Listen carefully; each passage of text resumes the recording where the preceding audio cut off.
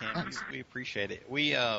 We just do this because we love it. I mean, doing the interviews and kind of documenting everything is just the icing on the cake for us. Yeah.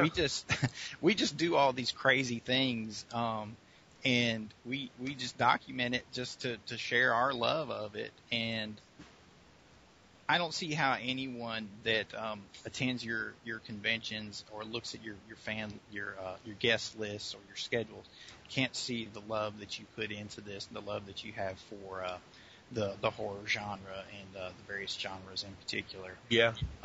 Because we really had a lot of fun at the show. We had a good time talking to the guests, going to the panels, hanging out and talking to our fellow horror fans like the Dead Pit guys and guys like T-Shirt Joe and just and also the independent. You mentioned briefly, that you do the films. You had such a fantastic selection of just indie films. We were blown away by a graphic sexual horror last year was the big one. That was amazing. That was pretty awesome. I mean, it was. We guys. I also direct and produce independent films, and I've got several slated that we're going to start this year. I've had celebrities in a couple of our short films we've done because they know me and they did it for me, and it's a lot of fun. But there's a lot of amazing talent, and there's some amazing films, and I'm going to do some stuff with this this coming year where I'm going to give a producer's pick, and I'm going to let people know, go see these movies for this reason. Funny or great story. And like we had graphic sexual horror handed in our lap. It was great. The guys from Synapse, they do some really good stuff and unique stuff. Like the guys, the problem with Synapse, certain films of Synapse don't really translate to everybody. It's a very niche market. Mm-hmm. But the ones that do translate are awesome. And I've really, really, really enjoyed having Barbara, the director of graphic sexual horror, and because I thought that thing was an interesting thing, and I was amazed at how much money that man made. I couldn't believe it. That was a fascinating piece. It was. Yeah, it was really cool, and it was really cool meeting her as well. She was super cool. She was a super cool lady, and anytime she wants to come back and give a talk, for any new project she does, we'd love to have her. And like I said, there's new things coming up, guys, and independent films, and hopefully one of these independent filmmakers hits it big, and we bring them back in, and they've got the next big hot film. So hopefully soon. But one of your questions I think you were going to ask is the state of film today, horror film. Yes, we always ask about modern horror because it's important that we have a thriving modern horror industry and don't just focus too much on the past. So absolutely, and it's a very we'll see very varying opinions on the current state of horror. But give us your take on it. I got a question for you. Why don't you give me a list of some horror films recently, and I'll tell you what I think about them, and then I'll tell you what I think about the state. Okay, the Wolfman remake. I was very disappointed, but I went back to see it a second time, and when I took it for what they were trying to do with it, I got it. It still was not as good as it could have been. I thought Anthony Hopkins dialed in his performance, but I love the Universal Monsters. I just didn't. I was looking for a modern version of it, and they were really trying to replicate in a modern way the old, but I don't think they pulled it off as well as they could have. I did like the transformation scene was pretty decent. I did like that, but it was not a favorite of mine. I was kind of let down by it. Nightmare on Elm Street remake. Disappointed. Yes, that's probably the best way to explain that. Disappointed. And you know what? It was not Jackie or Haley's fault. They restricted him in the makeup that they gave him. It was a terrible makeup job. He is a great actor, and he never got the chance to do what he really could have got done. You know? The script just wasn't there for that movie. The script wasn't there. No. The Piranha 3D. You know what? I have not seen that yet, but I've got it right here ready for me to see this weekend, and I've heard nothing but hilarious things about it being campy and fun. If you want to talk about a drive-in movie, that's one right there. That's what I'm hoping it is, because if it's that campy and fun, not taking itself so seriously and cheesy as all get out, I'll enjoy that. It's very fun. How about Splice? I actually enjoyed part of it. I thought a part of it wasn't. I thought part of it hit pretty darn well, and then it was sort of kind of a letdown at the end. I wasn't as happy with the ending as I was looking for, because I love the sci-fi horror thing together. Just like the original Alien. No one has come close to hitting it like that. No, definitely not. I mean, that translates today. If you could replicate that today with the same actors using the current filmmaking techniques, it would still be relevant. It'd still be that good. And that movie still holds up. But that's a great example. But now, let me ask you guys a question. Have you seen the European version of Let Me In, called Let the Right One In? Yes, I was the first one to review it on YouTube when it played in the States in 2008. What'd you think? I gave it best horror of the year. I loved it. I absolutely agree with you. Have you seen the new one? I did not see the new one because I love the first one so much. Yeah, I haven't seen it either, and that's the reason why I haven't seen it. I probably will see it, but I haven't seen it. And here's something else. Okay, Human Centipede. What did you really think of Human Centipede? You know what? That's one I actually haven't seen. I've heard so many mixed things about it that I just haven't been in a rush to see it. I will tell you this. The crazy guy, the evil guy in there was awesome. It was stale. It was interesting, but I didn't think it was all that it was. I met all the actors from Human Centipede, and nice people. I just wasn't as impressed as some people may have been. It was interesting, but I felt that there were better movies that really could have, like Let the Right One In, by far, to me was that much better. And the state of horror today, we're in trouble in America if we don't try a few things. Okay, prime example, Hatchet 2. Right, Hatchet 2. Okay.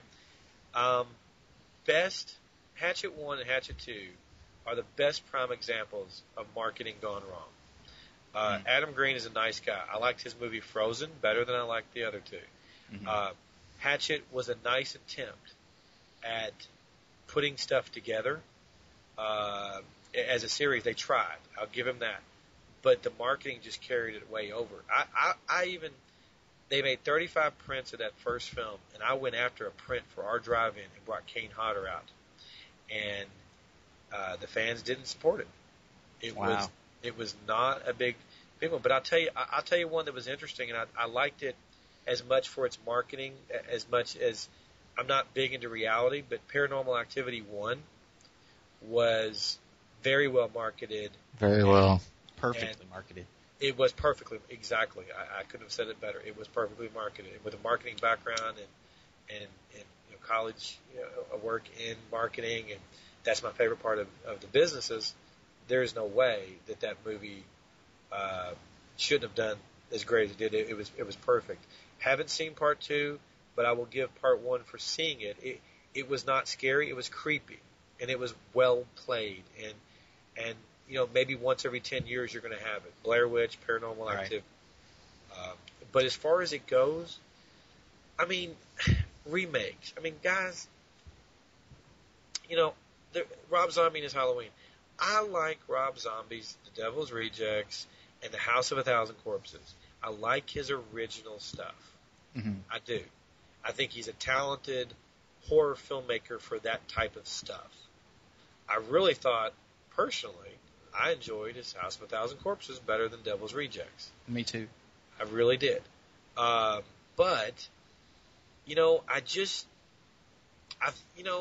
I just think it was a bad idea for somebody to take on Halloween or even Nightmare on Elm Street, even Friday the 13th. There was nothing impressive about it.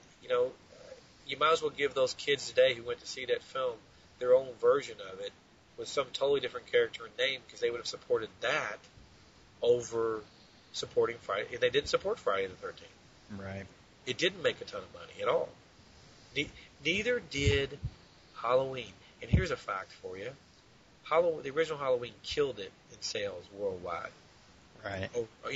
When you look at for a dollar value of adjusted, the dollar that's adjusted for inflation, it blew it away. It did. It was the original was 60 million worldwide. And I mean, if you adjust that to that was back in then. If you adjusted it now, you're talking about 250 million. Exactly.